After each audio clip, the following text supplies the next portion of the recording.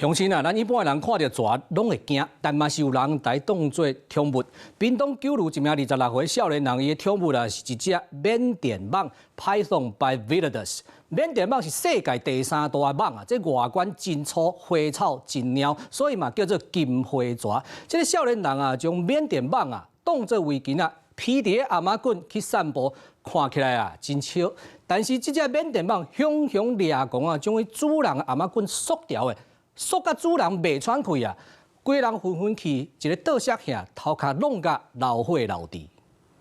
画面中的查甫人看起来正正常咧行，不过详细看伊的颔棍，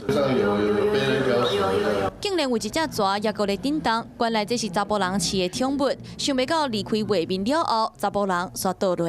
不晓得什么状况才会缠到他的脖子，所以他自己也控制不了，可能缠得太紧，他自己没办法去解开。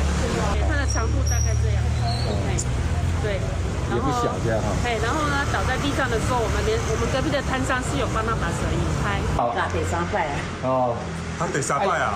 您饲几只？我真系3只。摆大概是偌固定者发现的。我就1个月安尼。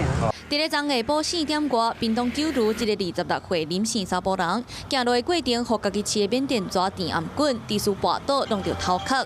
一开始，民众阁抓准是互蛇电颔棍到无开，紧急通报救护人员。 他也不知道为什么会带着他出去，因为他现在是那只蛇是发情期的状态。还有在咬他是不是？没有。查甫人送医了后，头有溜皮，无大碍。根据了解，林姓查甫人9月嘛捌互宠物蛇咬着伤送病院，不过这届是互电颔棍来绊倒，虽然有惊无险，不过过程原来甲民众惊甲害去。